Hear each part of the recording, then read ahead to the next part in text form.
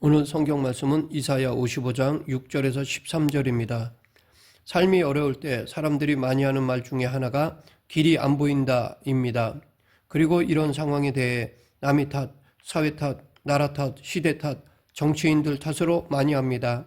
그러나 그렇게 남의 탓을 한다고 달라지는 것은 아무것도 없습니다. 그런데 사실은 길이 없어서 안 보이는 것이 아니라 우리의 영안이 떠지지 않아서 그럴 때가 많습니다. 하나님의 길을 보려면 영안이 떠져야 합니다. 마태복음 7장 7절에서 예수님은 문을 두드리면 하나님께서 열어주실 것이라고 하셨는데 어떤 문이 열릴 것이라고는 말씀하시지 않으셨습니다. 그러니까 이 말씀은 우리가 두드린 그 문이 아니라 다른 문일 수도 있다는 것입니다. 그러므로 이미 자신이 가지고 있는 시각이나 선입관을 버리고 새로운 시각을 가져야 하며 그렇게 되면 우리가 모르는 새로운 길, 새로운 문이 열리게 될 것입니다. 하나님은 당신의 백성에게 세상이 알지 못하는 새로운 길을 열어주시기도 하십니다. 그 길을 보는 방법은 기도입니다. 간절히 기도하는 사람에게는 하나님은 당신이 내시는 새로운 길을 보여주십니다. 오늘 본문 6절 너희는 여호와를 만날 만할 때에 찾으라 가까이 계실 때에 그를 부르라. 여기서 여호와를 찾으라 라는 말은 그냥 대충 찾는 것이 아니라 필사적으로 찾는 것을 말합니다. 이렇게 믿음은 하나님을 필사적으로 찾는 것입니다. 기도의 핵심도 하나님을 갈급해하며 간절히 찾는 목마름입니다. 그러면 언제 그렇게 간절히 하나님을 찾아야 할까요? 만날 만할 때 하나님을 찾아야 합니다. 하나님을 만날 수 있는 기회가 주어졌을 때 놓치지 말고 그분을 만나야 한다는 것입니다. 물론 우리는 하나님을 항상 만날 수 있습니다. 그런데 여기서는 특히 나의 인생을 바꿀 만한 어떤 전환점을 주시려는 하나님의 역사가 일어나는 순간을 말합니다. 하나님의 은혜가 쏟아지고 내 인생에 놀라운 일이 될 수 있는 때는 어느 정도 시기가 지나면 닥치게 됩니다. 그 전에 찾아야 한다는 것입니다. 그래서 혹자는 기도는 타이밍이라고 말하기도 합니다. 고린도후서 6장 2절 이르시되 내가 은혜 베풀 때에 너에게 듣고 구원의 날에 너를 도왔다 하셨으니 보라 지금은 은혜 받을 만한 때요 보라 지금은 구원의 날이로다. 이것은 때가 있고 날이 있다라는 말씀입니다. 이 때가 지나면 다시 안 올 수도 있습니다. 그래서 신앙생활에 있어 타이밍이 아주 중요합니다. 성령님께서 강력하게 역사하실 때가 있는데 그때 딴짓을 하고 있으면 안 됩니다. 하나님이 은혜를 부어주시는 그때 믿음으로 반응하라는 것입니다. 예수님을 믿는 사람은 구원받기 위해 하나님을 찾는 것이 아닙니다. 이미 주신 구원의 능력을 누리기 위해서 우리는 끊임없이 하나님을 찾아야 합니다. 그런데 안타깝게도 예수님을 믿고 구원받은 신자들 중에 다수가 사실은 하나님을 그렇게 찾지 않습니다. 예수님을 믿는다고 하고 주여 주여라고 하지만 예수님이 뭐라고 하셨습니까? 주여 주여 하는 자마다 다 천국에 들어갈 것이 아니다라고 하셨습니다. 하나님의 뜻대로 행하는 사람이 정말 믿는 사람이라고 하셨습니다. 그래서 예배만 한 번 드리는 것으로 신앙생활을 다한다면 어쩌면 그 사람은 구원의 능력을 누리지 못하고 안 믿는 사람과 그렇게 다르지 않는 삶을 사는 것입니다. 구원을 받았다고는 하는데 그 구원의 능력을 맛보지는 못합니다. 계속해서 가까이 계실 때에 그를 부르라 라고 했는데 이 부르라 라는 말은 큰 소리로 절박하게 부르짖는 것을 말합니다. 그렇게 하나님을 부르되 하나님이 가까이 계실 때 부르라고 말합니다. 하나님은 언제나 우리와 함께 계시지만 특히 하나님이 우리 곁에 가까이 계신다고 내가 느낄 때가 있다는 것입니다. 하나님은 항상 가까이 계십니다. 그런데 내가 그렇게 느낄 때가 있습니다. 바로 그때를 놓치지 말고 부르짖어야 합니다. 더 개인적으로 기도와 묵상과 말씀 읽기에 힘쓸 뿐 아니라 예배를 통해 계속 하나님께 부르짖어야 합니다. 하나님은 우리 가까이 계십니다. 가까이 계신 하나님을 느낄 수 있는 길은 기도입니다. 하나님을 찾고 구한다는 것은 간절하고 절박하고 부지런하게 기도한다는 뜻입니다.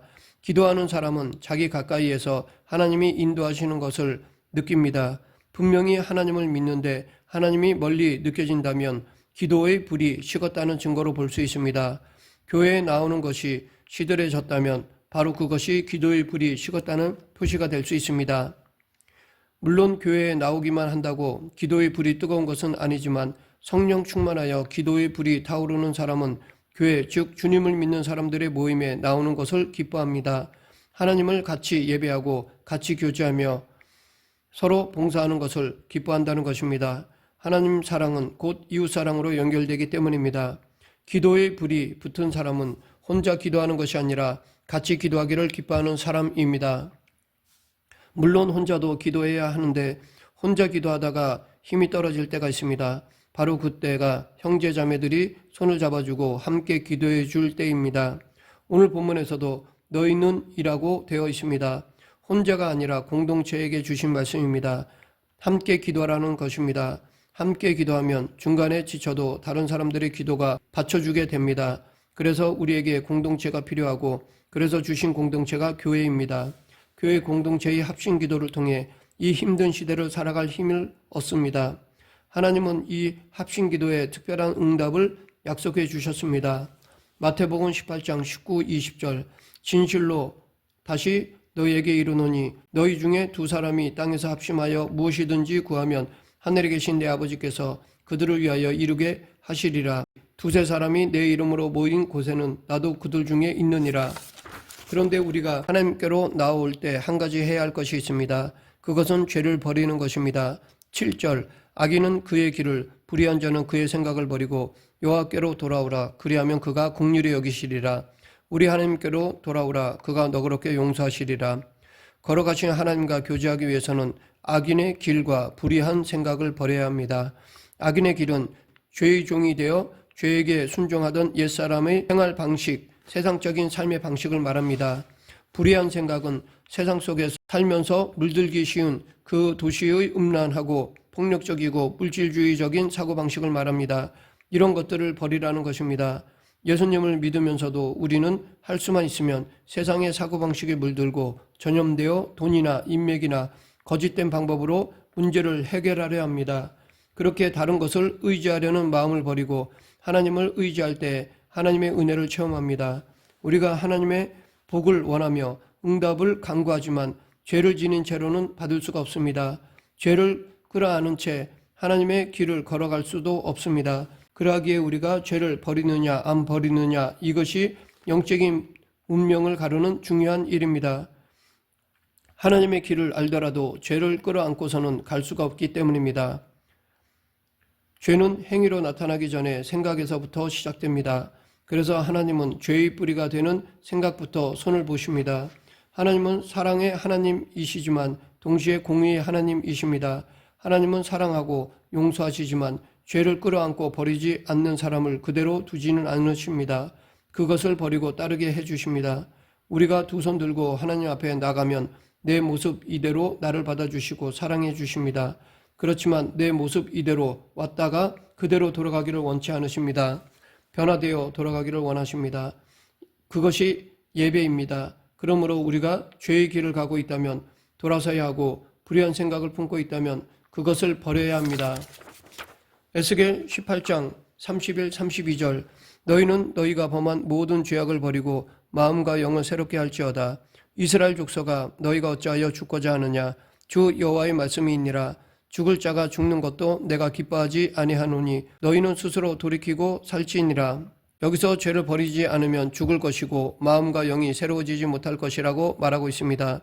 그래서 하나님의 길을 가려면 회개해야 합니다. 이렇게 진정으로 회개하는 사람에게 하나님은 복을 부어주십니다. 첫째, 긍휼히 여겨주실 것이고 둘째, 너그럽게 용서해 주실 것입니다. 이러한 복을 잘 모르거나 믿지 못해서 사람들이 회개를 망설입니다. 회개하라고 하시는 것은 심판하시기 위함이 아니라 은혜를 주시기 위함입니다. 회개는 하나님과의 첫사랑을 회복하고 힘을 다시 찾는 길입니다. 그러면 하나님이 내시는 길의 특징은 무엇일까요? 첫째, 하나님의 길은 우리의 길과 차원이 다릅니다. 8절 9절 이는 내 생각이 너희 생각과 다르며 내 길은 너희 길과 다름이니라. 여호와의 말씀이니라. 이는 하늘이 땅보다 높음같이 내 길은 너희 길보다 높으며 내 생각은 너희 생각보다 높음이니라. 남유다가 망하면서 바벨론으로 끌려와 포로 생활을 하던 유다 사람들은 이제 아무런 길이 없다고 생각했습니다. 우상 숭배를 한 자기들의 죄를 하나님이 절대 용서해 주지 않으실 것 같았습니다. 예루살렘 성이 무너지고 성전이 무너진 것과 사람들이 죽임을 당하는 것을 다 보았기 때문에 이제 다 끝났다고 느껴졌습니다. 회개하며 하나님께 돌아오더라도 막강한 바벨론이 무너질 것 같지도 않았습니다. 그들은 자기들의 고향으로 다시 돌아갈 수 있는 길이 전혀 보이지 않았습니다. 사실 인간의 상식으로는 그들의 의심과 염려와 두려움은 충분히 이해할 수 있습니다. 우리도 그들의 입장에서는 그럴 수밖에 없을 것입니다. 우리도 하나님을 믿으면서도 하나님이 어떻게 이 문제를 해결해 줄 수 있으신가 고민하고 염려합니다. 그러나 하나님은 전혀 다른 수준의 답을 갖고 계십니다. 길이 없다고 하지만 그것은 우리가 볼 때에 없는 것이지 하나님의 차원에서는 우리가 모르는 수백, 수천, 수만 개의 길이 있습니다. 그러므로 절박한 상황에서 간절히 기도할 때마다 하나님이 어떻게 살려주시고 풀어주실 것인지에 대해서는 전혀 걱정할 필요가 없습니다. 하나님께는 우리가 생각지도 못하는 길이 있다는 것을 믿어야 합니다. 그러하기에 믿음이 성숙한 사람, 소위 믿음이 좋다는 사람의 특징이 바로 이것입니다. 하나님의 생각이 자기 생각보다 차원이 높다는 것을 인정하기 때문에 자기가 원하는 대로 삶이 풀리지 않아도 결코 낙심하거나 좌절하거나 다른 길을 찾아 나서지 않는다는 것입니다. 당장 내가 원하는 대로 안 되면 답답하고 괴로울 수 있지만 세월이 지난 다음에 보면 바로 그것이 나를 위한 하나님의 선하고 은혜로운 인도하심이었다는 것을 깨닫게 됩니다. 당장 어려움을 당한다 해도 꾸준히 주님이 원하시는 길을 가다 보면 놀랍게 인도하신 것을 깨닫게 되고 복을 누리게 될 것입니다. 둘째, 하나님의 길은 반드시 성취됩니다. 11절 이는 비와 눈이 하늘로부터 내려서 그리로 되돌아가지 아니하고 땅을 적셔서 소출이 나게 하며 싹이 나게 하여 파종하는 자에게는 종자를 주며 먹는 자에게는 양식을 줌과 같이 내 입에서 나가는 말도 이와 같이 헛되이 내게로 되돌아오지 아니하고 나의 기뻐하는 뜻을 이루며 내가 보낸 일에 형통함이니라. 비와 눈은 하늘에서 내려와 땅을 적셔서 식물을 자라게 합니다. 그와 같이 하나님의 말씀도 우리를 회복시키고 부흥시키기 위해 주셨습니다. 그렇다면 하나님의 말씀을 받은 우리는 그 말씀이 우리 삶에 이루어질 것을 믿어야 합니다. 아무리 지금의 상황이 어둡고 미래가 보이지 않는다 해도 하나님께서는 우리가 생각지도 못했던 방법을 동원하셔서 반드시 이루어 주십니다. 상황이 어려울 때 믿음의 눈으로 보지 않고 그냥 자기의 지식이나 경험의 눈으로 보면 잘못된 결론에 이를 수 있습니다. 하나님, 왜 제게 이런 일이 일어나게 하셨어요? 이렇게 하나님 말씀대로 살려고 열심히 노력했고 교회 일도 이렇게 열심히 했는데 어떻게 제게 이러실 수가 있어요? 하면서 하나님을 원망할 수가 있습니다. 그러나 아무리 환경이 혼란스럽고 힘들더라도 결코 하나님을 원망해서는 안 됩니다. 지금 상황을 자기 눈으로만 보고 함부로 미리 판단해서는 안 됩니다. 하나님의 높은 계획이 있기 때문이고 하나님의 말씀은 반드시 성취되기 때문입니다. 먼저 하나님께 나아가 내가 처한 상황을 하나님의 눈으로 보게 해달라고 기도해야 합니다. 그러면 성령님이 하나님의 말씀을 가지고 그 상황을 하나님의 관점에서 볼 수 있도록 도와주실 것입니다. 셋째, 하나님의 길은 하늘의 기쁨으로 충만해지는 길입니다. 12절 너희는 기쁨으로 나아가며 평안히 인도함을 받을 것이요 산들과 언덕들이 너희 앞에서 노래를 바라고 들의 모든 나무가 손뼉을 칠 것이며 하나님께 나아가 구원받은 사람들, 말씀을 듣고 회개하여 변화된 사람들, 또 기도의 응답을 받고 회복된 사람들은 하늘의 기쁨으로 충만해집니다. 사실 이 세상이 돌아가는 것들을 보면 별로 기쁠 일이 없습니다. 그러나 하나님의 은혜로 변화받고 날마다 하나님이 부어주시는 은혜로 사는 사람들은 천국의 기쁨으로 가득하게 됩니다. 그래서 초가 삼간에도 만족하고 병든 몸으로도 찬양하며 사람들이 알아주지 않더라도 하나님이 인정해 주시는 삶으로 인하여 감사하고 기뻐할 수 있습니다. 13절 잣나무는 가시나무를 대신하여 나며 화석류는 찔레를 대신하여 날 것이라. 이것이 여호와의 기념이 되며 영영한 표징이 되어 끊어지지 아니하리라. 여기 가시나무와 찔레는 심판과 고통을 말하고 잣나무와 화석류는 복과 평안을 의미합니다. 하나님의 백성들이 하나님의 은혜로 회복될 때 이전의 고통과 두려움은 사라지게 됩니다. 대신 하나님이 주시는 놀라운 하늘의 기쁨과 평안과 복으로 가득 차게 됩니다. 이것이 여호와의 기쁨이 되며라는 말씀처럼 하나님의 구원을 경험하고 변화된 성도들의 모습이 모든 사람들의 눈앞에 하나님의 살아계심을 영원히 드러내는 증거가 될 것입니다. 말씀을 맺겠습니다. 우리는 하나님이 내시는 길을 함께 걸어가는 믿음의 동역자들입니다. 우리가 걸어가야 하는 이 길은 세상 사람들이 가는 길과는 다른 길입니다. 세상의 관점으로 보면 사실 편하고 좋은 길이 아니라 좁고 험한 길일 수 있습니다. 그래서 많은 사람들이 가기를 원치 않는 길이기도 합니다.